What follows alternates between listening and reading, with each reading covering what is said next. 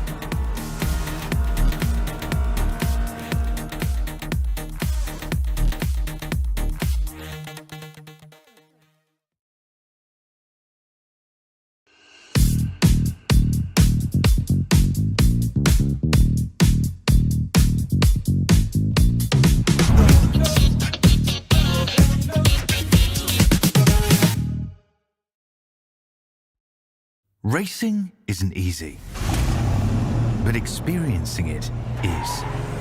iRacing puts you in the driver's seat with the industry's leading sim racing game. Drive on laser scan replicas of the greatest racing circuits from around the world. Go head-to-head against other drivers chosen by skill-based matchmaking to ensure competitive racing at every level. Compete across all your favorite series in officially licensed cars engineered to deliver the most accurate driving experience possible.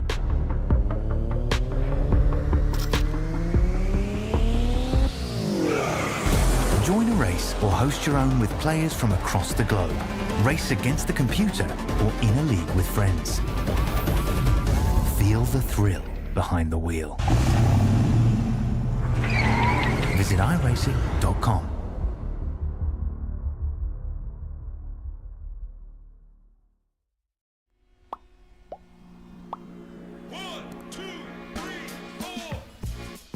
Good evening, everybody, and welcome to National Racing Network. It is Tuesday night, and that means only one thing. It's time for the Tuesday Night Thunder, the Shock Series. It is race number 10, and we are heading to Japan. Yes, we are at the Twin Ring Motegi, one of my all-time favourite tracks, a place that is absolutely awesome and unfortunately no longer on the real life circus due to some earthquake-related shenanigans. But in iRacing, in the sim world, we can race here, and we are racing here tonight in the Indy Pro 2000 series. Yes, we are getting ready to go. I'm as ever Mr. Carl Wilkinson with you up here in the booth, and we are getting ready for the qualifying session, which will be coming very shortly.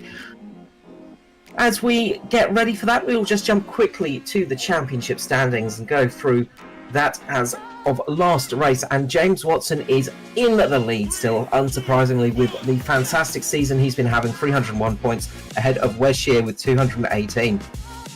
Brian Labarge comes home in third with 209. It's close throughout the rest of the field. Fourth place we have Simon Fell with 191. Nia Kamayo sits in fifth with 173. 165 for Jason Miller in sixth position.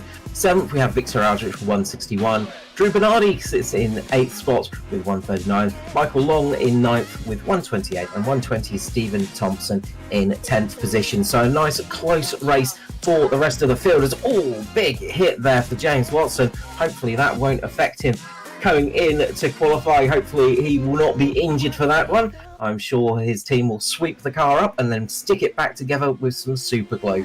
So, Twin Ring Motegi, a very, very different track, 1.54 miles, 2.49 kilometers. We are looking at the usual 50-minute race time. This place is going to be very difficult for drivers. We've got a slightly tighter set of corners with a slightly wider open set, and that makes this place very interesting indeed. I'm joined up here in the booth today by Mr. Bizzle himself, back in the commentary booth for the first time in a long time. It's good to see you back here for the Shock series. Yeah, it's a pleasure to be back. I've had some free time tonight. Figured I'd drop in. Motegi is absolutely one of my favorite tracks to watch here in the Shock series. Just about flat out. Usually they do some trickery with the wind to make turns 3 and 4 not so flat out. This is a track I could never agree with as a driver, no matter what sim I drove it in, whether it was an arcade race or whether it was iRacing or any of the other sims. I absolutely hate driving this place. But the Shock series always seems to put on a good show here. Yes, flashback to Gran Turismo there for myself back in the day. Oh, yes. Absolutely. Oh, big spin out there. But it is a really tricky place, we said. It's that sort of... You've got two very different sets of corners, and that makes it very... You got to set the car up just to work on all the corners, not just through, say, 1 or 2 or 3 and 4. You've got to really get it working nicely. So it is always tricky. It is funny you bring up Gran Turismo as well, because currently I'm doing Gran Turismo 3 playthrough. And I'm currently at the stage of Gran Turismo 3 that everyone does, where you do the 100-kilometer or 100-lap race here at Twin Ring Motegi to try and win the Formula 1 car. And currently I've won everything except the Formula 1 car. I'm absolutely sick of this circuit running multiple races. It's given me the Suzuki Escudo twice. It's given me a bunch of other cars a bunch of number of times, and I just want it to give me the F309 so I can go and dominate all of the other endurance races in Gran Turismo 3. But that's enough talk about 2001. We're here in 2025 talking about real-world racing going on at Twin Ring Motegi.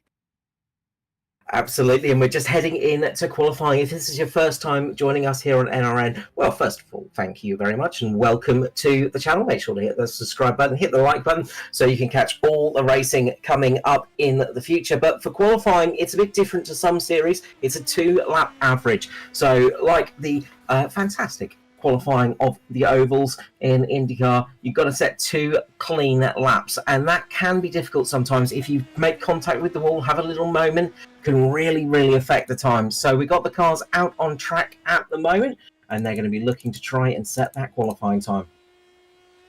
Yeah, the beauty of the 2-lap qualifying session is you can't just sacrifice your first lap to get a faster time on the second lap. You have to be fast on both. You can't touch that white line and bobble up the racetrack. You almost have to pull back a little bit. Some of the shorter tracks we run in TNT, it's more prevalent where when you push too hard, you hit the outside wall, you get that 0x, and it invalidates both laps. Here at Motegi, that shouldn't be an issue. It's going to be flat out both laps. But what we see sometimes in NASCAR is drivers take the outside line on their first lap, try and build up as much speed as possible, but you're not going to be able to sacrifice that time here with the 2-lap average. Yeah, absolutely. You've got to be on it for both laps, and it can be tricky as well because these things do take a little bit of time to get those tyres up to temperature. And when you're going out on a 2-lap average qualifying session, you don't have too much temperature in the tyres. You can't really afford to warm them up. So you've really got to hold on for dear life and just get the car working. Yeah, when I was building setups and running these USF 2000 Pro cars, the setups were nicknamed the Gordon Smiley setups. And if you're familiar with old school IndyCar, you'll know about the tragic accident of Gordon Smiley. And the way that car kind of slid around counterclockwise as it was going around turn 2. And then immediately as he countersteered, it dove into the outside wall. That's kind of how my setups drove. They're on a knife edge until the tires get warmed up. And that's kind of how you have to drive these cars when they get fast. So all of these drivers are pushing these things to the limit. Even if it doesn't look like they're going all that fast, these cars are ready to snap out and dive into that outside wall at any moment. Yeah, and it's so tricky because when that happens, there's almost no saving the car, is there? There's absolutely nothing you can do. There's a split second to give it just that touch of counter steer, and if you go too far, it goes into the outside wall. If you go too little, it spins out. And if you get it just right, you're still losing time because you're swinging the back end of the car out. It's just a lose-lose scenario. Well, currently setting the pace is Nick Maho, 59, setting the fastest lap at the moment. But we have got Brian Labarge on track right now, seeing what he can do. Just saw Peter Donchek. He's missing his front wing, so he's made a bit of a mistake in his session. That's going to affect his chance for qualifying, setting a time. That car is the new wingless version, so yeah. That's not going to be helping it. You can see just how important those wings are, even at a big super speedway like this, which should be flat out for a car with only 200 horsepower like these things have. That front wing, missing it drove him right into the outside wall. He wasn't able to hold the corner flat out. He was still trying to give it his all, and unfortunately the car couldn't stick. These aren't very fat tires like we see on the Indy cars. They're very narrow, they're not very grippy, and you need every ounce of downforce that these things can possibly produce. You never realise how much you miss downforce until it is gone. It is one of those things that you just take for granted in a car, and then when it disappears, it is very, very tricky indeed. 1 minute left remaining, and well, as we said, Twin Ring Motegi is a track that unfortunately doesn't get used anymore due to one of the big earthquakes happening and basically destroying part of the corner. And big hit there. Peter Donchak once again showing how on a knife edge these cars are. It just snapped out on him on his outlap leaving the pit lane. He wasn't even up to speed yet, and that car just went around on him. That was a big old hit there. That car's not looking good, and that front right left wheel is was giving us a bit of a wave at the moment. Motegi actually is still used for some real-life activities. They don't use it for any competitive racing anymore, but my favorite festival of all time, one of my favorite cars of all time, the Honda Beat, they have a festival of them here every year where they get over 1,000 Honda Beats, this little K car that isn't really anything spectacular in its own sense, but it's just such a fun little, it's like a mini S2000, and they get 1,000 of them here at Motegi every year to just line the speedway and have Honda Beat owners talk about their Honda Beats. I mean, what a fantastic way to spend the day. I mean, that's the thing, is it's still, obviously the main track is still in use and everything like that, but I do wish they would get renovating and just rebuild the oval and get back to some competitive racing there, because it has brought us some great stuff. Anyway, grid is getting ready. Let's run through the starting order for today's race as they get lined up on the track, and it is Peter Donchek on pole position tonight, with Brian Labarge on his outside. Simon Fell with Wes Shear make up row number 2. On row 3, it's Drew Bernardi with Jason Miller. On row 4, we've got James Watson and Michael Long.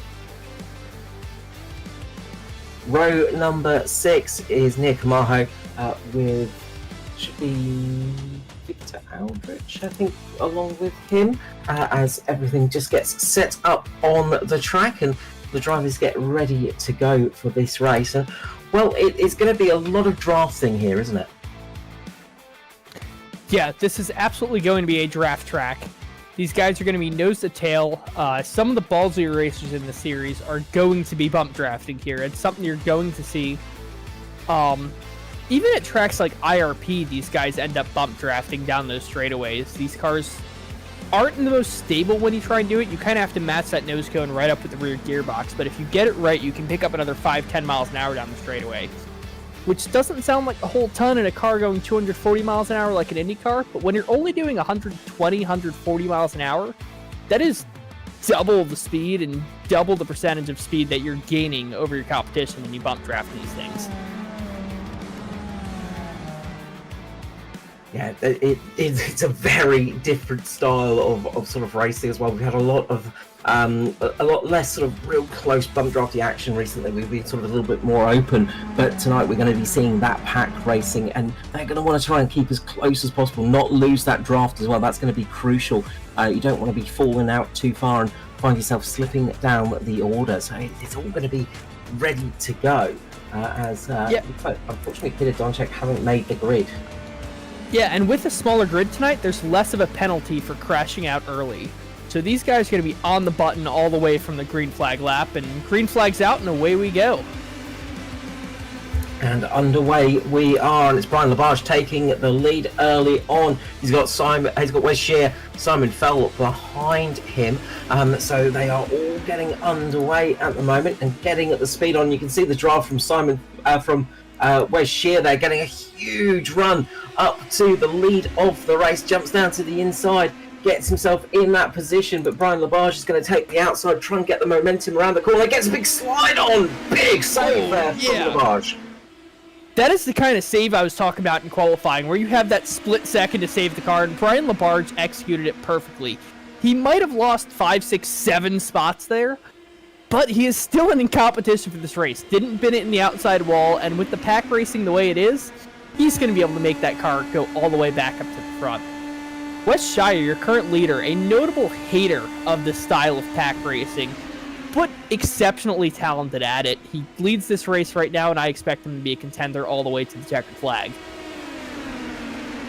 It always makes me laugh when you get a driver who is not comfortable pack racing, but they're usually quite dominant in it.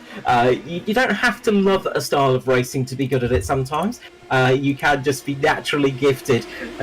You see that with Wes Shear. James Watson getting a bit of a run now. He's moving his way up, trying to get himself in the lead. And you can see this pack. One special note here for Motegi. They're kind of stealing my format of racing in the Fastmaster series, which is an unbroadcasted series.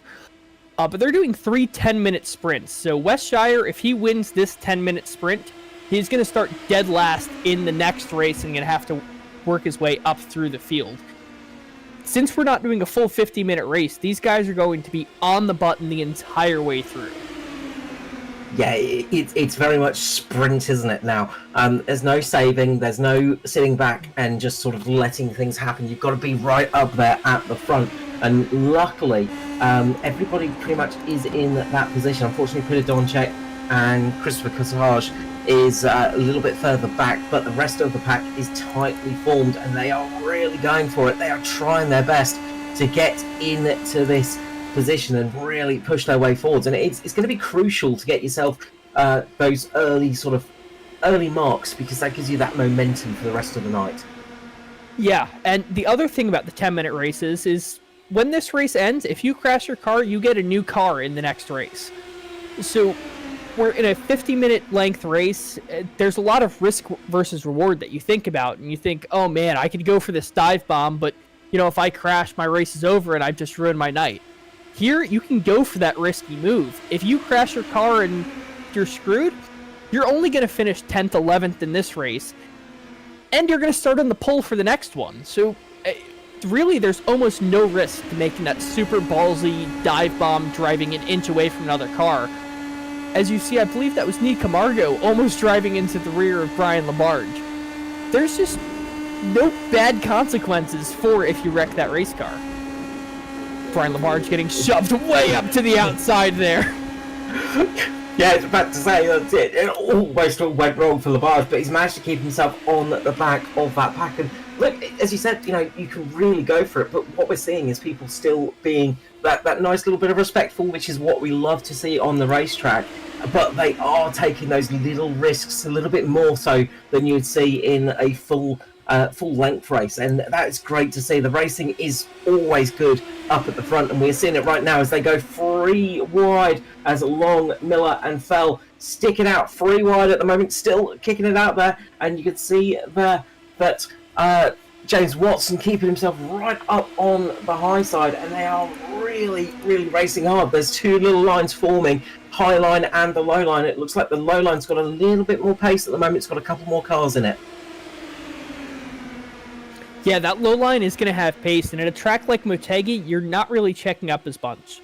Like at a track like Daytona with the NASCAR Cup cars, that inside line is slower than the outside line, because the inside line has to check up just a hair into each of the corners. And like, I know everyone following his experience in traffic, the guy in front of you slows down a little bit, you slow down a little bit, and all of a sudden you got a bottleneck all the way behind you and traffic is stopped.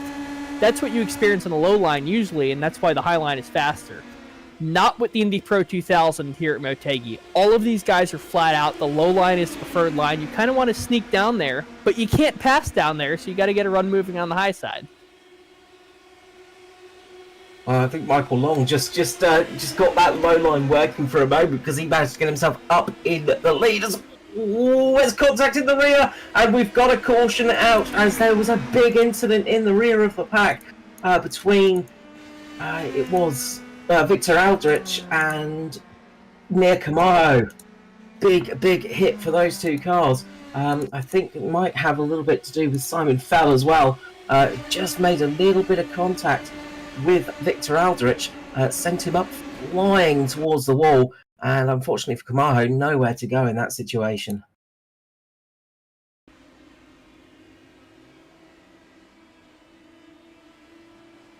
The joys of what we call netcode, it looks like there a little bit, and that's just where the car just gets a little bit of contact where you don't really expect it, unfortunately, and that's taken 2 cars out of this little sprint in the heats. But as I was saying, they will be back. Unfortunately for Nia Camargo, he is at a huge disadvantage to everyone else in the series because everyone in the series is based here in the continental US. So we're fairly close to the server farms. Originally, they were all in Boston. iRacing has actually put a couple server farms here in Ohio, where I call home. So us in the continental US are spoiled. We have low net code. You can drive right up inches from another car. Nia Camargo, however, is a Brazilian-based driver, so those internet packets have to travel all the way from Brazil up to the server farm and then to where all of these other drivers are based. So there's a lot of room there for data to be lost, and in the sense of the internet, instead of driving an inch away from a car, unfortunately, Nia Camargo, you got to drive a couple inches away, almost a foot away from his car, or something may happen to you. It's kind of the difficulties of the internet and internet racing. We know that too well, unfortunately, over in Australia.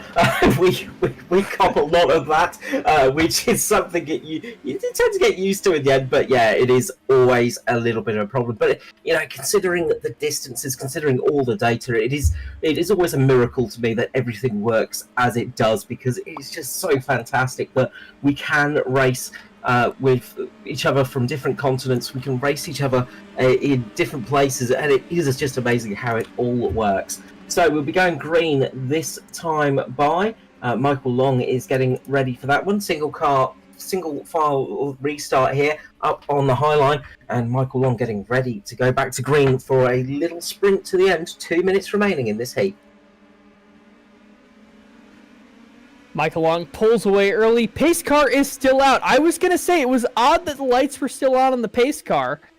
Pace car is still out. We're still under yellow, but these guys are on the power. They seem to be pulling away from it, so not caring about the pace car. Maybe they made the executive decision to just go ahead with it, and they'll clear the black flags.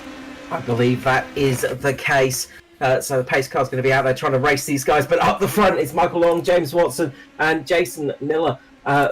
These guys really racing hard now and trying their best to get this one working. And how will this fold out? It's going to be a little bit strange on the screen as we get around here. but they are racing extremely hard at the moment. Long getting that inside line. He's making it work for the moment. You can see Watson trying to get the run on the outside. Miller just sitting back, waiting to make the move, as we've only got a couple of laps remaining here. Green flag shows that it's out as the field passes the pace car down the back straightaway. Mike Long still on the inside of James Watson, side by side in the turn number 3. Watson going to try and edge him out as they exit turn 4, going to have a bit of a run, but Mike Long still going to hold the spot as they come across the line. Well, doing a good job, but the rest of the field is catching now. Got Christopher Casage back in this race. That caution was exactly what the 777 needed. It's managed to get him back into the fight, and he is flying his way up the field at the moment, up into 3rd, 4th position. Up on the high side, we're looking to go 4 wide into the corner. They just about managed to keep it all together, but Michael Long's getting a good run off the corner. He's managing to keep himself in the lead, as you can see these guys fighting it out. Oh man, mere inches away from each other.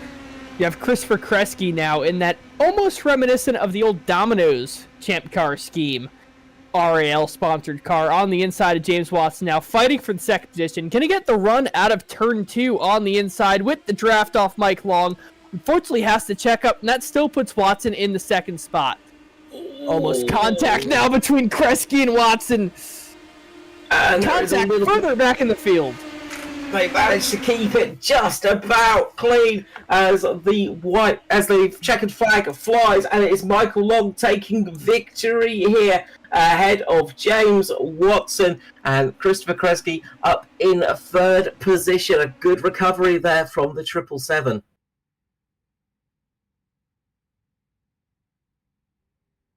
Fantastic race one we just saw here at Twin Ring Motegi, or now as it's known as Mobility Park Motegi.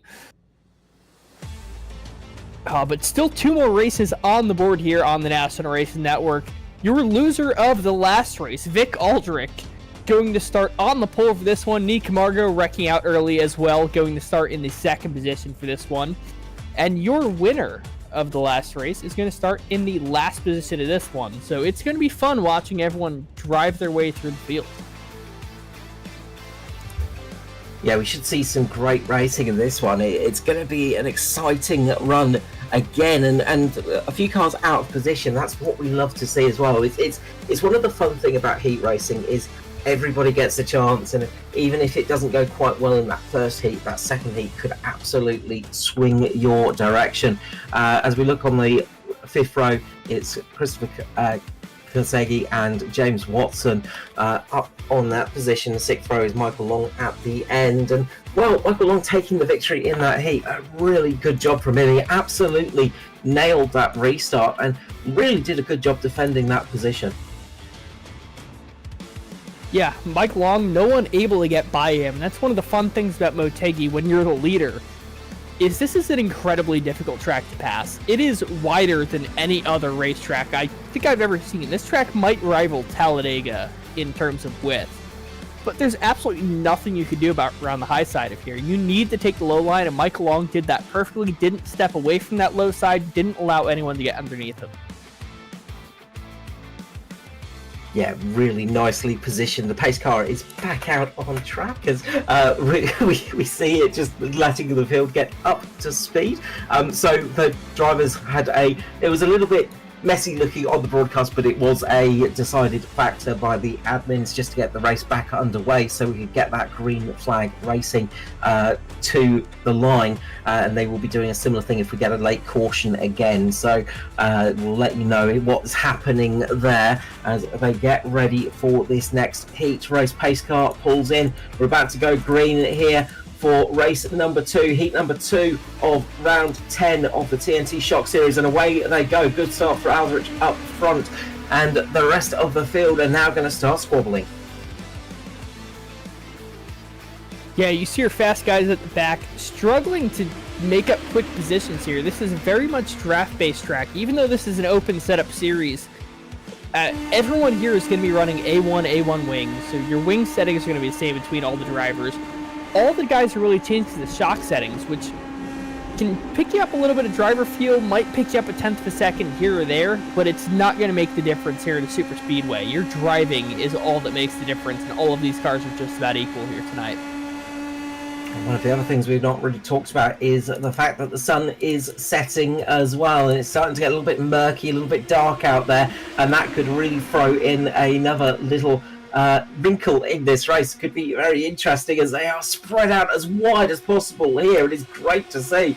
There are cars all over the place. We're, 1, 2, 3, 4, 5, 6 cars wide at some stages. They are really going for it, making use of all the track, and there's contact in the background as we see Wes Shear and who was that? I think it might have been Victor Aldrich there. They make contact. The caution doesn't come out.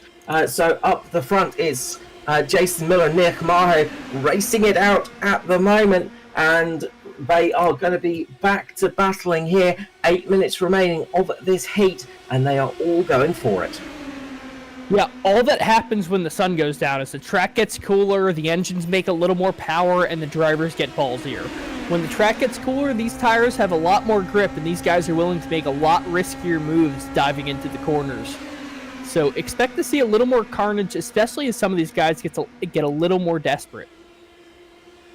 I think the other thing as well is when the sun goes down as well, it's down to the track lights to light everything up, and Motegi's not quite fully lit, is it? No, Motegi is not known for its night races. It does have lights around the speedway, but it has lights to let the fans leave at the end of the night. I'm not so sure it has lights to illuminate the racetrack at 140 miles an hour.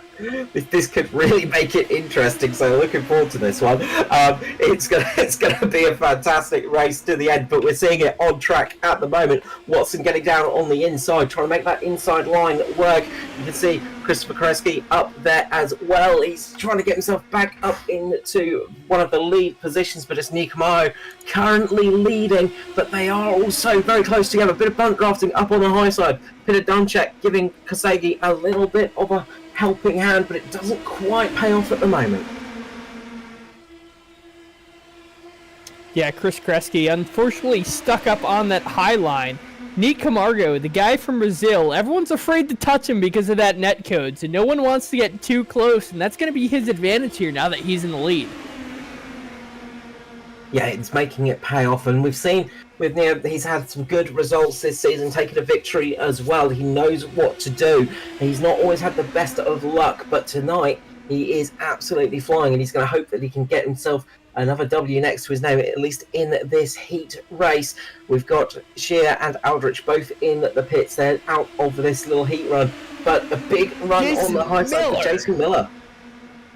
Takes the huge dive around the high side. He had the opportunity to cut in front of James Watson, chose not to take it, go to the high side. Unfortunately, not going to clear Nick Camargo by the time they exit turn 2. He's going to be side by side with James Watson now. That low line seems to be working pretty well at the moment for defensive purposes. You'd usually expect to see that high line giving you a bit more momentum out the corner, but it's not quite paying off at the moment. Yeah, and so far on the points gain for tonight, James Watson is your leader, finishing second in the last one, second in this one. Mike Long currently in the 4th position. So Watson should pass him in the average finishing so far here tonight. We'll have to see how race 3 plays out. Still 5.5 minutes left to go in this race. A lot of stuff left to happen. Mike Long could take the lead again. Watson could wreck, so too early to call tonight's race. Bit of contact in the background. I think it was Simon Fell had the front wheels off the ground, but they managed to keep it running and keep it on track. Doesn't look like there's too much damage to that 256 car, but they're all still gunning for that front, and you can see there Jason Miller up into 2nd place now, and Christopher Kosegi up there as well. They are really racing hard, and there's no give or take. They are just absolutely gunning for it at the moment. James Watson gets a good run, manages to get himself back to 2nd, gives Kamayo a little bit of a bump draft into the corner, but Jason Miller has got the run right now. Can he get himself in front of Kamayo? Can he slide himself down, get himself in the lead? Doesn't look like it's going to work at the moment as Kresge comes up to try and help out, but a little bit too little too late. Yeah, it's funny you mentioned give and take here. And normally that is the standard here in the TNT Shock series. We run 50-minute races as they make big contact towards the back of the field. Cars going up and over. All three of them somehow manage to save it. The caution does come out. Big hit there. Let us go to that replay and dissect what happened. You see James Watson bump drafting with Nick Camargo towards the front of the field.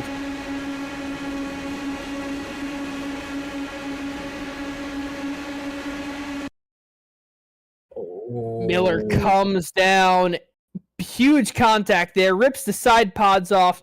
Even Mike Long involved. Up and over. All cars somehow managing to land on their wheels. Yeah, it was almost a full rollover there, wasn't it? Right as I was saying, give and take is normally the standard here in the Shock Series. We run 50-minute races. They're long races. Nobody wants to wreck their car in the first 10 minutes of the race. However, these three short sprint races, they're 10 minutes apiece. You're basically fighting for the last 10 minutes of the race. These guys have nothing to lose here if they crash the car. Even those three guys that just wrecked now, they're going to be starting at the front of the next race and going to have another shot to go and get a win of one of these heats. That's it. And we're going to be seeing the restart once again. It's going to be going green as we see Drew Bernardi actually having to pull it into the lane here. So next time round, it's going to be green. And we'll once again see the pace car on track. I think Bernardi's coming in to try and get a couple of quick repairs done because quite a lot of damage to that 86, unfortunately. But we will be seeing the similar to the last race where they'll be passing the pace car. Pace car will still be on track, but we will be green flag racing. Just a little oddity with iRacing and how it works sometimes. So we will be going back to green flag racing very, very shortly here on this Tuesday night.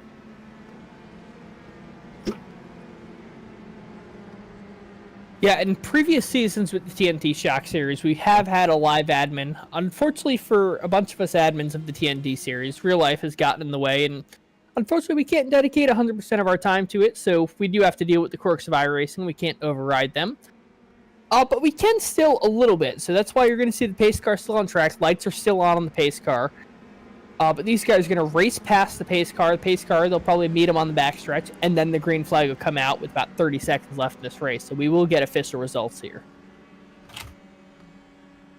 You can see James Watson trying to get as much heat in those front tyres as possible. Really giving it a big seesaw action. But we're going to be going green here. Nick Amaho is going to be launching away. He's waiting to hear the command from Wes Shear, and they go green, and a little bit of a delay from Kamaho, a little bit of a checkup, but they are all underway for this run to the flag. Just over a minute remaining, so we will get a couple of laps in here, but it's Kamaho who's actually got a decent lead over James Watson, and Christopher Karsagi in behind him in the 777.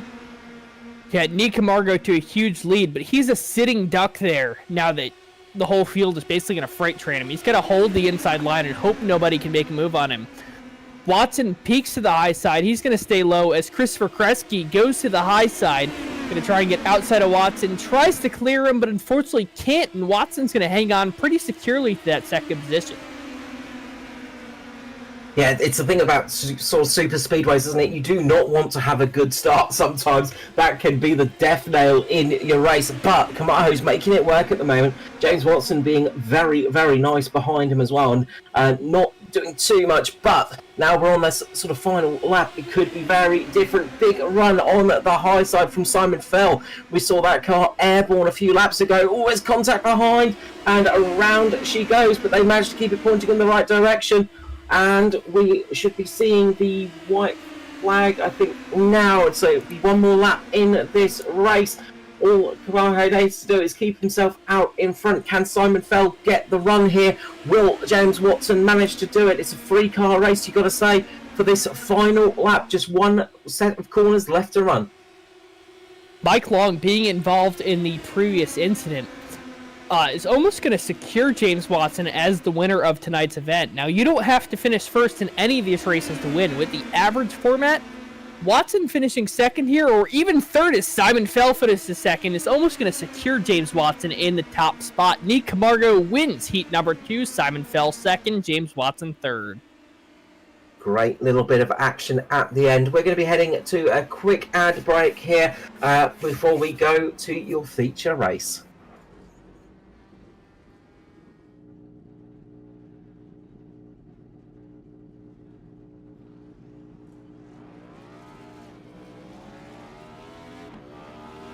Here at TWRS, we're always here to help our squad when they need a little push in the right direction.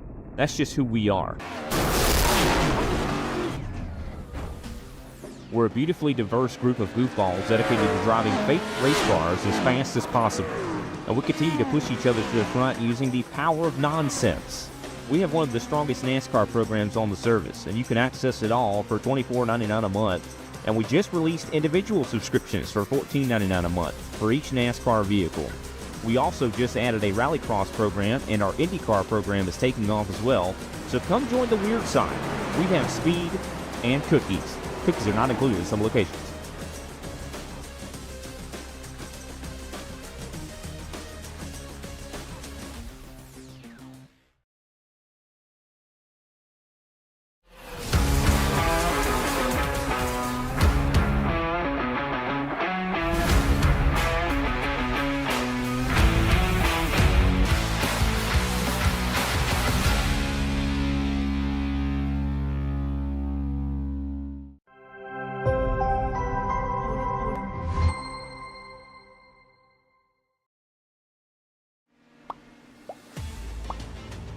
And we are back here. The land of the rising sun has actually become the land of the setting sun here at Twin Ring Motegi. It is night time, and we're going to be seeing the feature race here. So a bit of a different style of race, a bit of a different time of day. And it is going to be very dark on the track. At least there are a couple of lights that are going to let people see. So let's look at the starting positions. As Victor Aldrich going to be starting on pole with Wes Shear in second position. On row number 2, it's going to be Jason Miller and Michael Long. On row number 3 will be Drew Bernardi and Christopher Kresge. On row number 4, we've got Brian Labarge and Peter Donchek. Row number 5 is going to be James Watson and Simon Fell, and Nick Camargo is going to be rounding out the pack in 11th position as they pull out onto the track. And as you were saying before, Bizzle, it's nice when it goes to darkness because the track temperature goes down, the air temperature goes down, the cars enjoy that quite a lot. But there's going to be this little bit of darkness on the track that could be a interesting drive for some of these drivers. Yeah, from what we can see from our cameras, the drivers are still going to be able to see the track. They're still going to be able to see the other cars. But these cars don't have headlights. You can't see someone making a quick maneuver, especially a car painted like this one that is this pitch black color. It's going to blend into the racing surface, and it's going to be very difficult to see and make a maneuver around. Yeah, tonight could be advantageous for a stealth car. Somebody painted in all black. You won't have anybody knowing that you're coming for the attack. Yeah, Vic Aldrich definitely has the advantage, not only being on the pole, but being in a car that blends in with the racing surface. Almost looks like he's driving an F-117 Nighthawk at the moment as the pace car pulls in and we go green flag racing. A little bit of a slow start for Aldrich, but up on the high side it looks like she's got away nicely. He's getting a big run here as the rest of the cars settle in and we get ready for this feature race. Yeah, Vic Aldrich easily on the pole position. A little bit of hiccups there for Wes Shire. Wondering if his internet's starting to go out. He's up in upstate New York, so a little bit of a rural area, possibly some internet troubles. But nothing going on here at the front of the field other than some fantastic 3-wide racing. Vic Aldrich shuffled up to the middle. It's going to be Jason Miller on the low side. Hits the inside wall. He's slow. Everyone's going to pass right on by him. Great reactions from the rest of the field to avoid that. I wonder what happened there for Jason Miller. Just looked like he got a little bit of just a little bit loose on the exit and then went down into the corner. He just took a real tight line. We're watching on board here.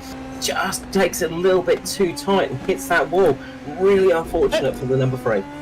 It doesn't even look like he got loose. That just kind of looks like a lapse of focus, trying to stay as low as possible and smacking the pit side wall. Just a huge mistake there for the number 3 of Jason Miller, and it's probably going to cost him the race here. Maybe that darkness coming in to play, but up the front, Michael Long is back up in the lead with James Watson on his outside. Watson would love to get a proper full-on victory tick in this one as all. They are really wide in the background as well. Really running close to the wall goes Brian Labarge. They are really trying to get that high line working, see if they can get their way up to the front of this field.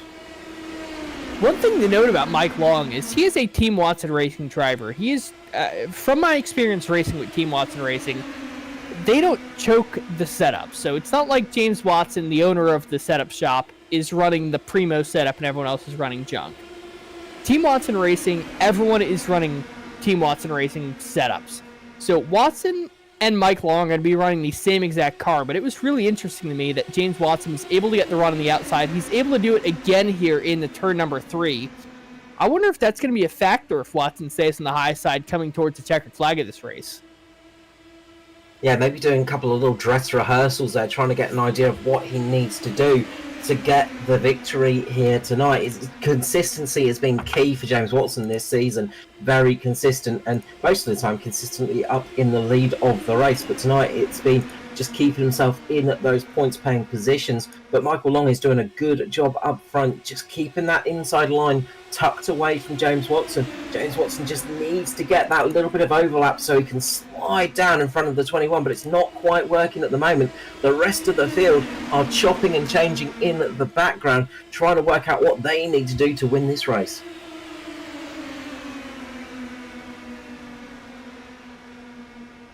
Watson again jumps up to the high side, trying to get the run there. He's almost going to give up the middle position too, almost diving in front of Brian Labarge, trying to start that third lane up a high.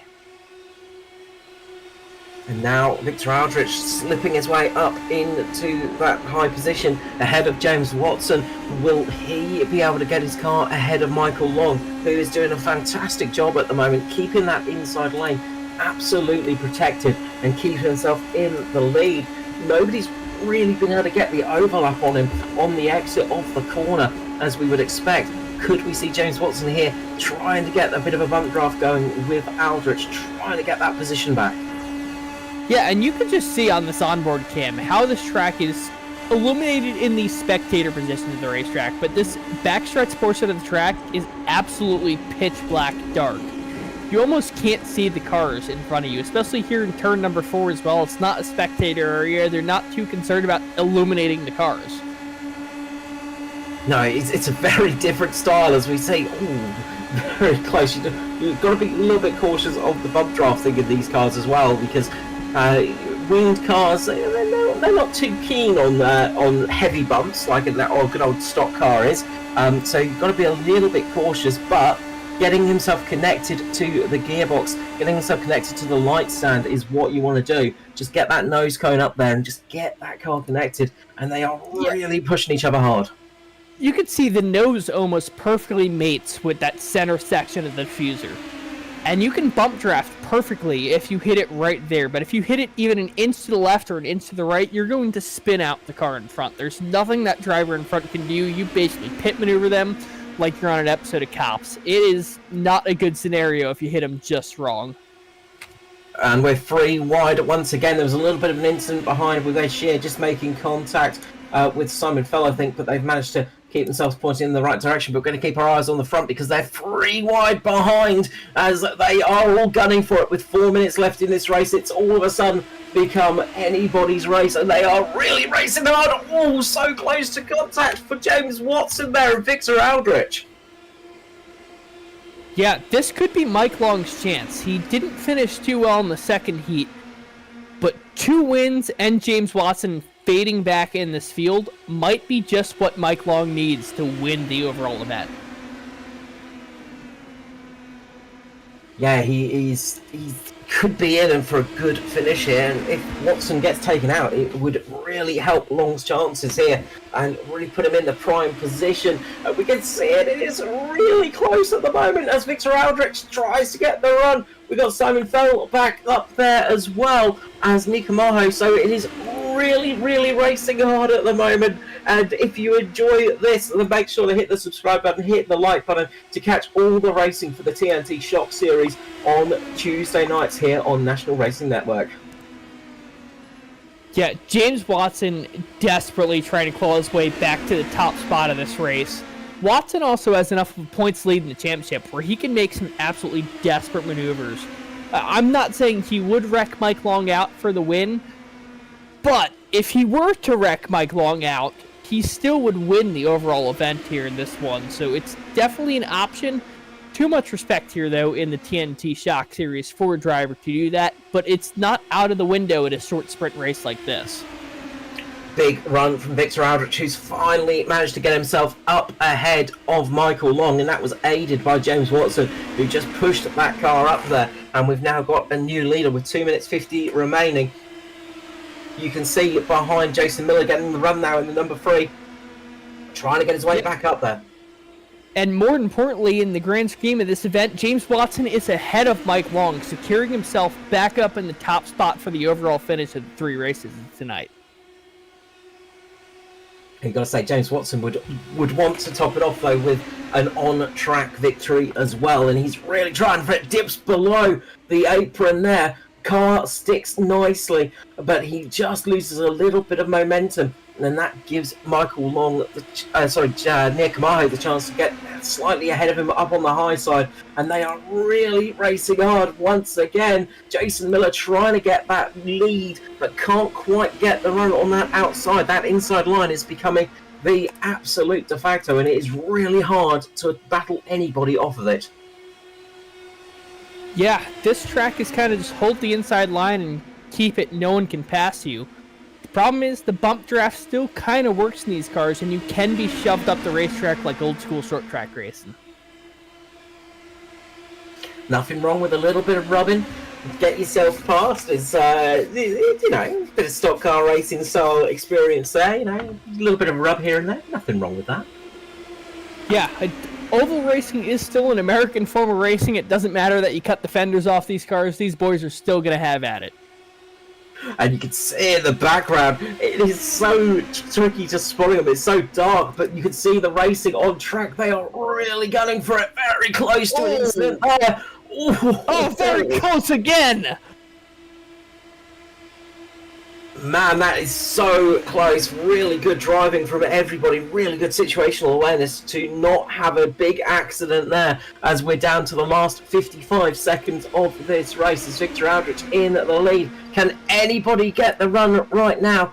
James Watson will be trying his best. Can we see Michael Long get back up there as well? But they are all racing hard here in the night time at Twin Ring Motegi, and they are battling it hard. But it is Victor Aldrich in the lead at the moment. He's in the prime position. Everybody else behind has to really work hard to get themselves up there and try and get that position. The white flag is flown. This is the final lap of the race. Can Aldrich hold on here and take victory, become the victor of race the victor of this race? And he would surely love it after having a couple of bad results in the initial heats. But now we see Jason Miller getting the run. James Watson just slots in behind Aldrich. Can Miller make this work up on the high side? He's got a little bit of overlap at the moment.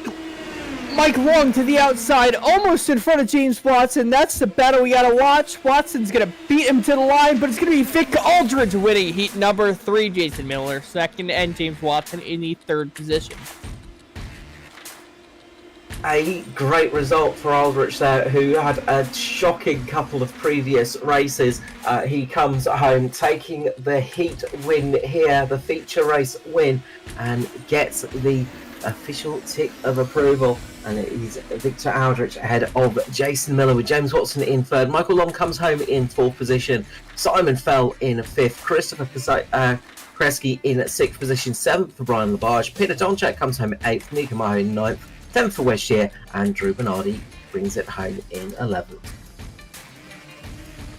So we will head to a quick ad break as we see Victor Aldrich bagging it up there and having a good celebration, but we will be back with the winning drivers very, very shortly.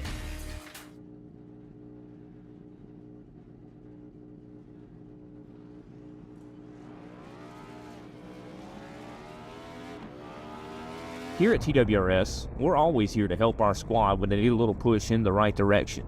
That's just who we are. We're a beautifully diverse group of goofballs dedicated to driving fake race cars as fast as possible. And we continue to push each other to the front using the power of nonsense. We have one of the strongest NASCAR programs on the service, and you can access it all for $24.99 a month. And we just released individual subscriptions for $14.99 a month for each NASCAR vehicle. We also just added a Rallycross program, and our IndyCar program is taking off as well. So come join the weird side. We have speed and cookies. Cookies are not included in some locations.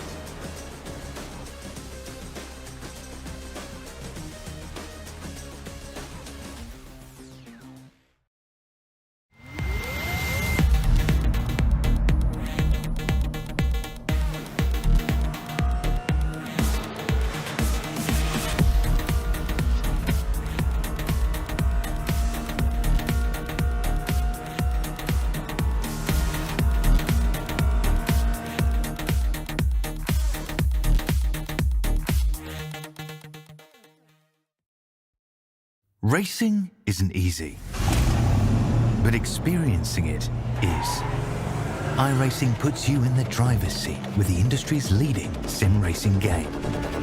Drive on laser scan replicas of the greatest racing circuits from around the world.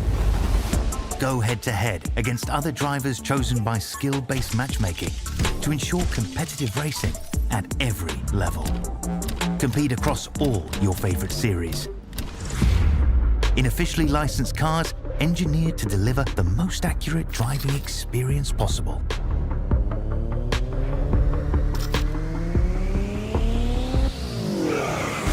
Join a race or host your own with players from across the globe. Race against the computer or in a league with friends. Feel the thrill behind the wheel. Visit iRacing.com.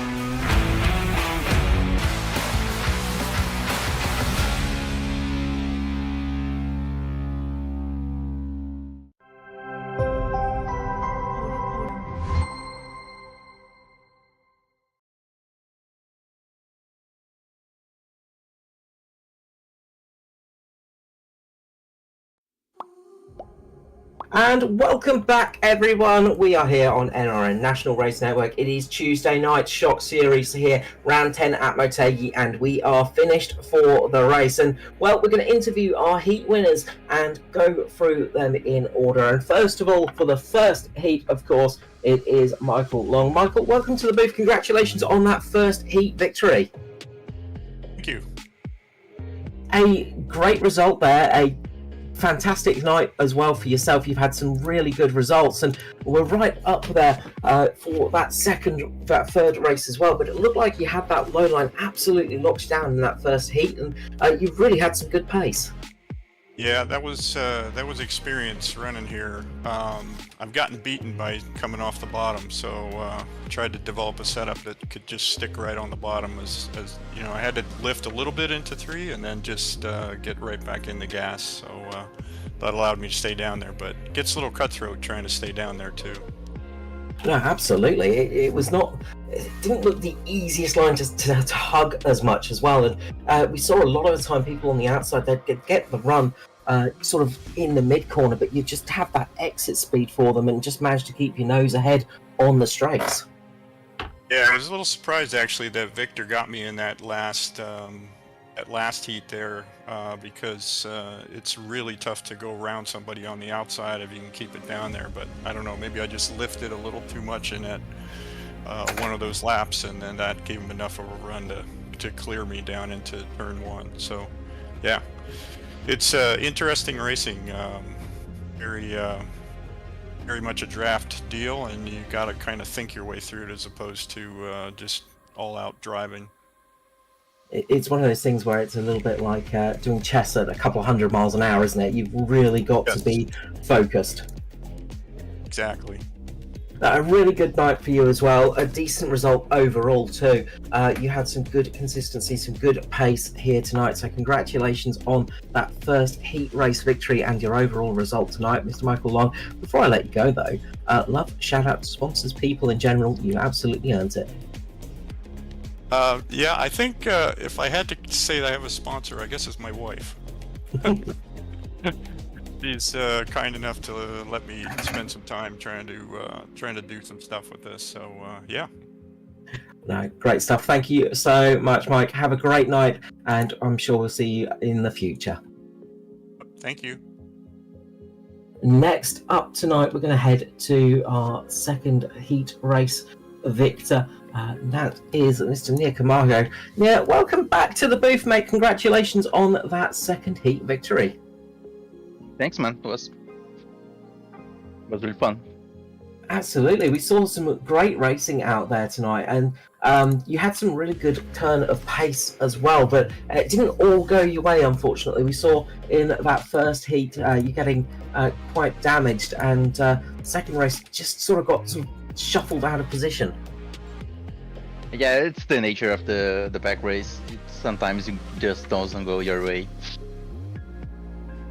But luckily it did go your way in that second heat, and getting that victory here tonight, it's always a nice feeling being on a top step of the podium, isn't it? Oh, for sure. It was really fun. It was really nice to have James helped a lot being second behind me. It was really fun. No, absolutely. A really good result for yourself once again. And we're seeing yourself get more and more confident, more and more speed, and you're definitely pecking away up at the front now towards the end of this season. And just wondering, have you changed any of your driving style, or is it just a little bit more confidence now? I don't know. I think it's a thing in me because every season is like that. I start slowly, and at the end of the season, I start to get points and do better. I don't know if it takes time for me to get used to the car again. I don't know, but it's always like that for me. You just need to get warmed up. That's the thing. Yeah. Look, congratulations tonight. Well done indeed. Before I let you go, though, love, shout out to sponsors, people in general. You absolutely earned it here tonight. Yeah, thank you guys for the broadcast. It was always really fun to watch, and thanks James and TWR for the setups and everything else. That's it, guys. Thank you so much. I'm sure we'll see you back in the booth in the near future. Thank you so much, Nia, and have a great night. Thank you. And finally, for our feature race victory, we're going to be heading over to Victor Aldrich. Victor, welcome to the booth. Congratulations on that feature race victory. Hey, I appreciate it. Good talking to you guys. Well, it was a night of disappointment, and then it all came good at the end. Yeah, it all came full circle, you know, so I was pretty quick in practice and knew I had a fast car in qualifying, just had some bad luck, you know, racing luck there in the first two heats. And my teammates, James and Motegi, were just incredible. We had great coordination amongst ourselves and just really put it together in that third heat, so. No, absolutely. We saw James giving you a nice little bit of a helping hand to get you to the front there, with that little bit of bump drafting action going on, and that seemed to be the crucial part and the crucial move of that race. Yeah, we were practicing it a bit in practice, ironically. So we were doing that, and we've done that in other open wheel cars too, ironically, like the Lotus 1979, and it's a little more sketchy in that car. In this one, it's more like a stock car. It was pretty square. I didn't even really feel the bumps too much, so I felt pretty comfortable with it. And I even, if we got to it, could have even probably pushed through the corners. It was really solid. Oh, that's good to hear, and well, you did a good job of keeping it on there. And obviously, the sort of the 2 races prior, of course, we saw you having those moments, getting caught up in some incidents, unfortunately. But in that heat race, it all came good at the right time. Yeah, I was really excited. I've been running this series now for probably 3 or 4 seasons, and this is my first win of any sort. I know it's just the heat win, but I'll take anything I can get at this point. Any momentum, anything is good to celebrate. So I'll be celebrating pretty hard tonight. Absolutely. Look, a victory is a victory. You're up the top step of the podium. You get to enjoy some of the champagne. Congratulations on taking that first victory. And you know what they say, that after that first victory, all the rest become a little bit easier. Sure hope so. Congratulations tonight, Victor. Before I let you go, the usual thing of love, shout out to the people, sponsors, go for it, mate. You've absolutely earned it here tonight. Thanks, Carl. Thank you, and everyone here at NRN. You guys are great. Thank you for putting on such a great show for us, and everybody watching at home. Thanks for tuning in. All the other fellow drivers we have in this series, everyone's really great. I'd like to thank my family, my mom, my girlfriend Tamara, my teammates at Team Watson Racing, James and EAJ especially. They were just incredible tonight, really helped me get that win. Thank my crew chief, my dog Reese. It's actually her birthday today. She was really helpful, but not much with the pit call or pit strategy, but she deserved that win too today. And lastly, just I've been wanting to do this for a while, but dedicate this race and this win to my brother, Jeff Aldrich. Coming up on 2 years since he passed away. And I know he'd be just losing his mind right now. He was my biggest fan in everything I did, and especially this year in racing. So I know he's watching down and very happy and very excited, just like I am. No, congratulations tonight, Victor. Well done indeed, and I'm sure everybody is watching on and so proud of you for that victory. Well done indeed, and I'm sure we'll see you back in the booth in the future, mate. Thanks, guys. Have a good one. A fantastic win there, a very popular one for the series. Victor Aldrich getting the victory in that third heat, but overall victory for the 3 heat races, despite not taking a win in any of them. It's Mr. Consistency himself, James Watson. James, welcome to the booth, mate. Congratulations on taking the overall victory, despite not being on the top step in any of them. Yeah, I wasn't quite expecting to pull that one off. Wasn't exactly what I was trying to do, but yeah, I suppose it worked out on that one. You have the momentum of a runaway freight train at the moment. What is your key for the success? God, luck, and just putting in the time, trying to get better. That's all I've really been doing, and as of late, it's really starting to pay dividends. Absolutely. Look, even when you're not winning, you're still winning on track somehow, James. It's a fantastic result tonight. Look, consistency was key, but you also did a lot of helping hands to some of the people in front of you tonight. So, just talk us through that sort of helping hand you gave to Victor. Yeah, Victor has been a part of this team for a long time, but he hasn't been able to get to victory lane, and it's not from a lack of trying, and it's certainly not from a lack of talent. Victor is very good and very talented, just can never get the breaks. So I was trying to do everything I could to try to help push him to the win, and technically was successful in that. I really wanted to get him the overall title, but again, the bad luck struck with him getting nuked in the first 2 races. But at least was successful in what we set out to do there, at least a third of it. Absolutely. Look, as we say, a victory is a victory in heats as well. It all still counts, and bit of a tough race for him in those first two, but that second one all came good, and well, it's all come good for you as well, and another decent haul of points for yourself, and well, you must be sitting back and going, "Yep, this season has been one heck of a ride." Yeah, I never could have dreamed of a season like this. This is well beyond anything I could have hoped for. This is my most important league. This is the league I spend the most time, preparing myself for. So to come out and have a season like this, it's a dream come true. Thank God for that. What a great season. We're off to Nashville next time. A different style of track, but I imagine it's going to be quite close pack racing once again. Nashville is going to be interesting. It's going to be rough, tough, hard to pass.